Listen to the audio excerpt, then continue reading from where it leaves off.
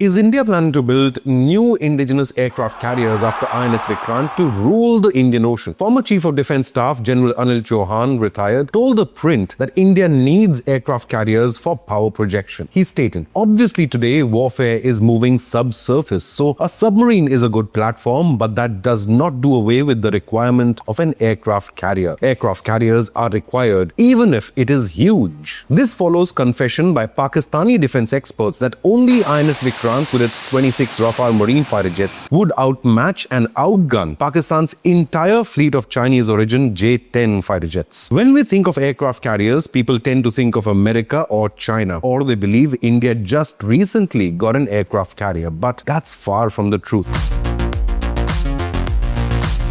Did you know that India was the first Asian country after World War II to operate an aircraft carrier, with INS Vikrant the first inducted in 1961? It was formerly a British ship known as HMS Hercules. By 1961, the Japanese had lost all their aircraft carriers in World War II, especially after Battle of Midway, while a divided China was emerging under communist rule and was busy with its occupation of Tibet. A few years later, Pakistan's prized submarine PNS Ghazi would be sunk by an Indian destroyer as it was trying to locate and track INS Vikrant near Visakhapatnam during Pakistan's defeat in the 1971 war against India. Now, with this statement, former CDS Anil Chauhan has appeared to rubbish the claims by critics who question the utility of massive aircraft carriers in modern combat in an era of drones, autonomous gunboats, and satellite tracking. CDS Anil Chauhan added, "On a day-to-day basis, you are there in the Indian Ocean region.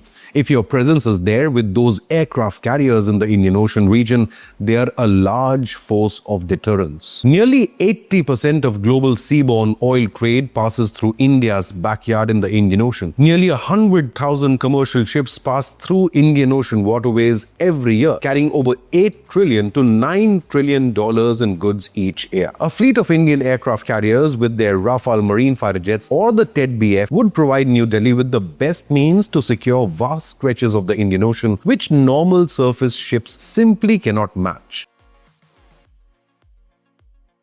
But with shore-based fighter jets and stealth aircraft increasing in range and with warships carrying missiles of extended ranges, do aircraft carriers face increasing risks? Former CDS Anil Chauhan says carriers like INS Vikrant are still India's best bet. He added, "After a few years, you do not know actually that this will be required, but on a day-to-day basis, you are there in the Indian Ocean. If your presence is there with those aircraft carriers in the Indian Ocean region, they are a large force of deterrence." A few months ago, Defence Minister Rajnath Singh had revealed India's bold plans of having 5 to 6 aircraft carriers to confront any Chinese misadventures on this side of the Strait of Malacca. Rajnath Singh stated, "India has one more aircraft carrier, INS Vikramaditya, sourced from Russia in 2023. We will not stop at that or 3 carriers. We will make 5 or 6 more." So far, India has not begun construction of its second indigenous aircraft carrier, even though the Indian Navy has plans to secure an additional 30 Rafale Marine after the initial order of 26 Rafale for INS Vikrant. That was the clearest indication yet that another aircraft carrier